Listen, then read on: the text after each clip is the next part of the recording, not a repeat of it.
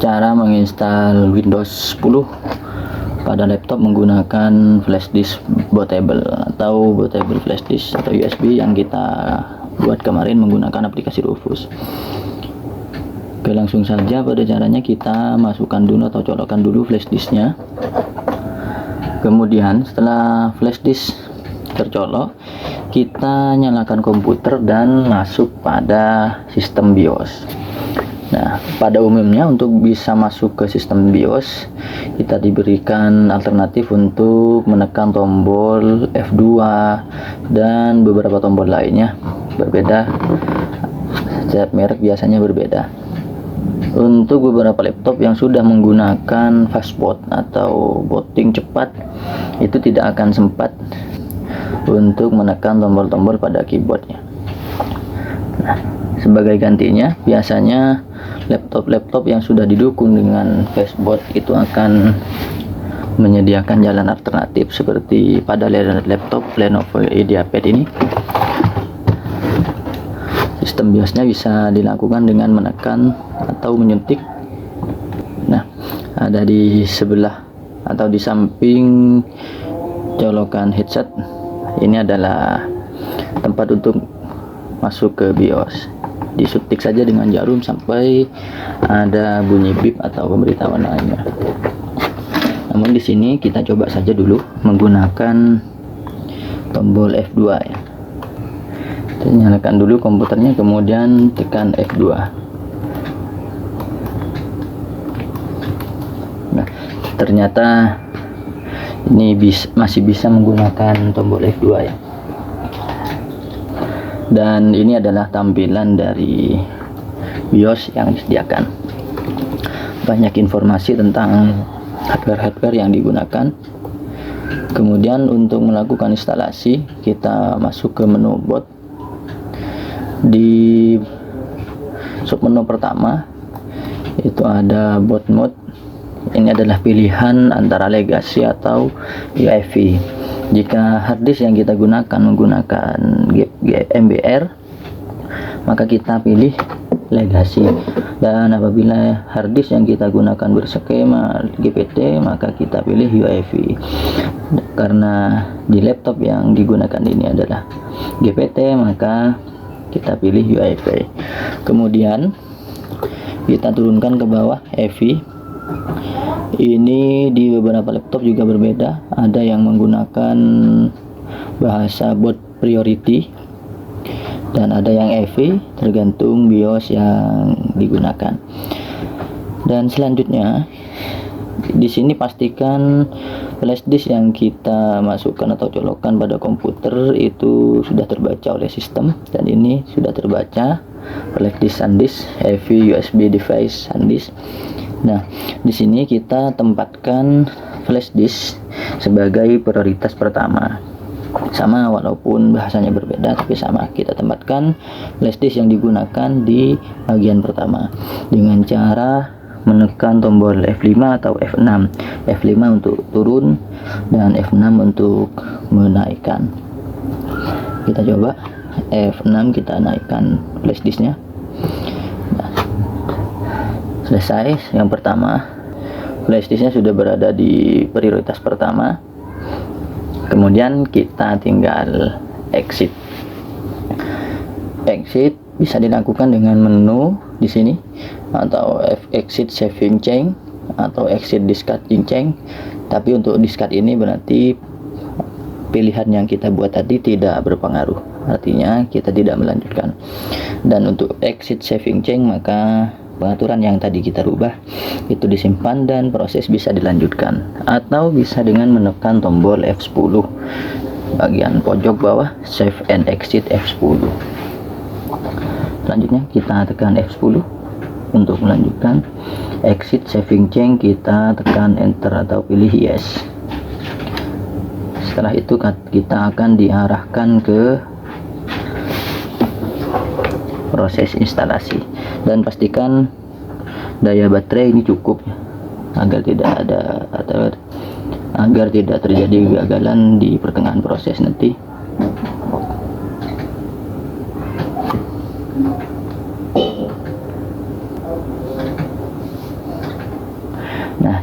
Ini adalah tampilan dari portable USB yang kita buat kemarin. Di beberapa sistem atau proses instalasi, pada saat proses penginstalan ini ada beberapa komponen yang tidak berfungsi seperti touchpad dan lainnya, maka kita gunakan mouse eksternal.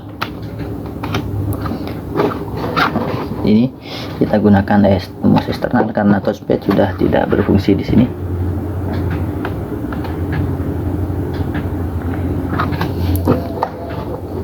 Kemudian kita di sini di bagian language install, kita biarkan pilih bahasa Inggris,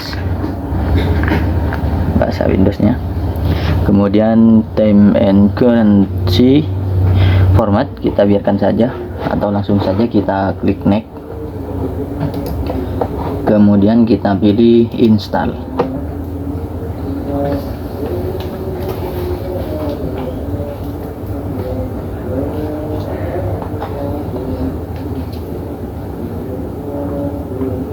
Walaupun tidak semua proses bisa menonaktifkan beberapa komponen seperti touchpad, tapi alangkah baiknya ketika ingin melakukan instalasi Windows, kita sediakan mouse eksternal agar mengantisipasi jika ternyata touchpad pada PC kita tidak berfungsi.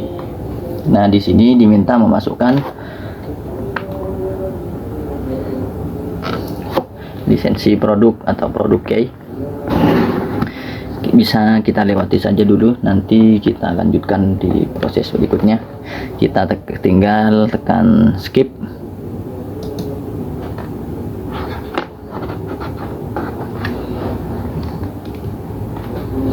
Nah, di bagian sini kita centang bagian yang di sini I accept license system.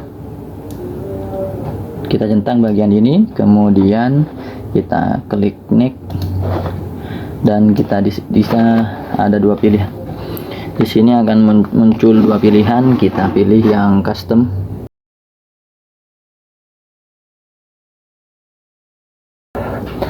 Nah, di bagian ini kita diarahkan untuk memilih partisi mana yang akan kita isi atau yang kita jadikan sistem. Nah, ada beberapa partisi tergantung dari harddisk kita. Di sini harddisk terpartisi menjadi dua, yang inti satu sebagai sistem yang isinya 100 GB, kemudian yang ini adalah penyimpanan. Biasanya ini lokal D, yang di sini lokal C. Ini kapasitasnya sekitar 830 GB, dan sisanya ini adalah partisi sistem. Jangan salah pilih di sini, karena kalau kita salah pilih di sini, maka semua data yang ada pada harddisk itu akan hilang. Nah, saya format dulu di sini agar membersihkan dari sisa-sisa sistem sebelumnya. Ingat, bagian penyimpanan tidak boleh diformat agar data tidak hilang, kecuali memang ingin diformat dan disengaja.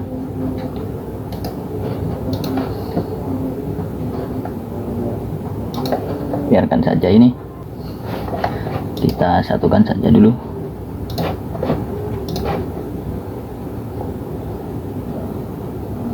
Nah, kita pilih partisi 2 ya, yang 100 GB. Biasanya di tampilan PC ini terbaca sebagai lokal C. Lalu kita setelah terformat, kita klik next, dan prosesnya sudah dimulai. Tinggal kita tunggu prosesnya sampai selesai. Dan di beberapa proses atau di beberapa laptop, kita terkadang menemukan perintah dengan layar blank plus any key to install. Itu tuh tampil yang pertama, kita tekan tombol keyboard di mana saja, dan biasanya itu akan muncul 2 kali.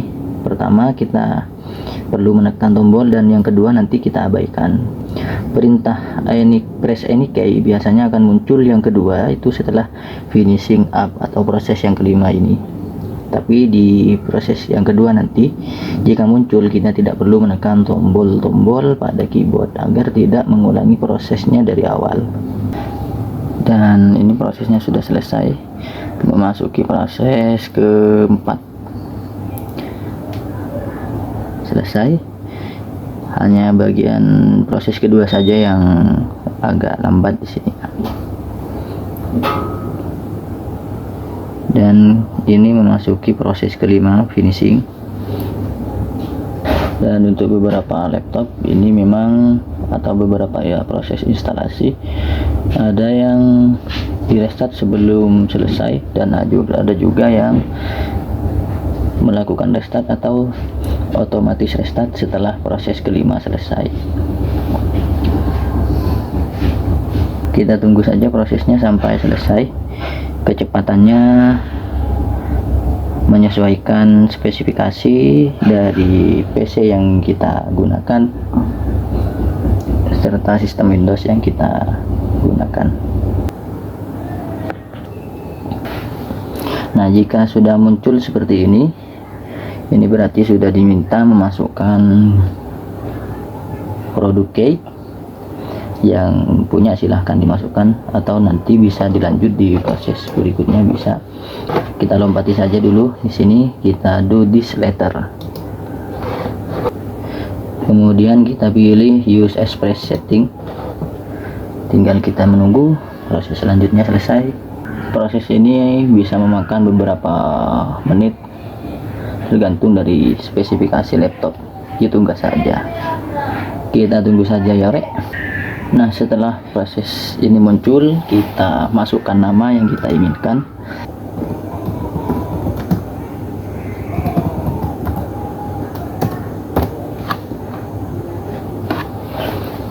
Di bagian kedua ini ada password jika ingin menggunakan password, kemudian re-enter password. Kita diminta untuk memasukkan password yang akan kita gunakan sebanyak 2 kali. Kemudian password hint ini akan muncul ketika kita menyalakan laptop dan mengetikkan password yang salah, maka akan diingatkan dengan salah satu kata di sini. Tapi di sini jangan disamakan dengan password. Oke, kita lanjut saja. Kita abaikan. Di sini saya tidak memberikan password. Kita next.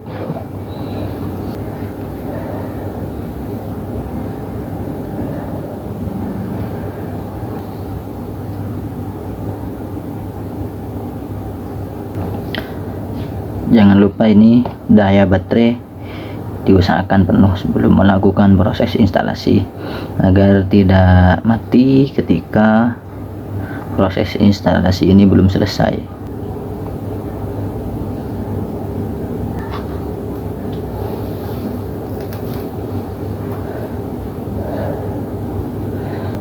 Prosesnya sudah selesai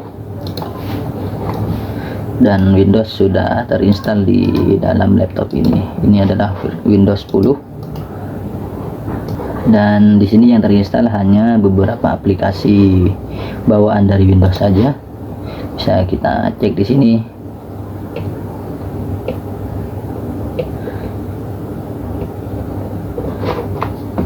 Dan di sini juga touchpadnya masih belum berfungsi. Kita buka Explorer, kemudian di bagian disk PC kita klik manage, lalu kita double klik device manager. Nah, ini banyak sekali driver yang kita perlu install. Kita lanjutkan di video berikutnya agar tidak terlalu panjang durasinya ya. Nah, walaupun sudah selesai, ada satu proses lagi yang perlu kita lakukan, yaitu mengembalikan hard disk ke priority pertama agar nantinya ketika dinyalakan dan sedang ada flash disk yang tercolok, kita tidak diarahkan ke USB. Kita restart PC nya sambil lalu nanti ketika mau nyala kita tekan F2.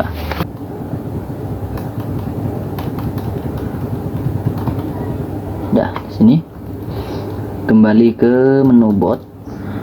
Nah, di bagian boot ini di beberapa proses instalasi ada yang tidak kembali secara otomatis, namun perlu dikembalikan secara manual, yaitu dengan diatur dengan menempatkan posisi hard disk di priority pertama. Oke, kita keluar aja, exit.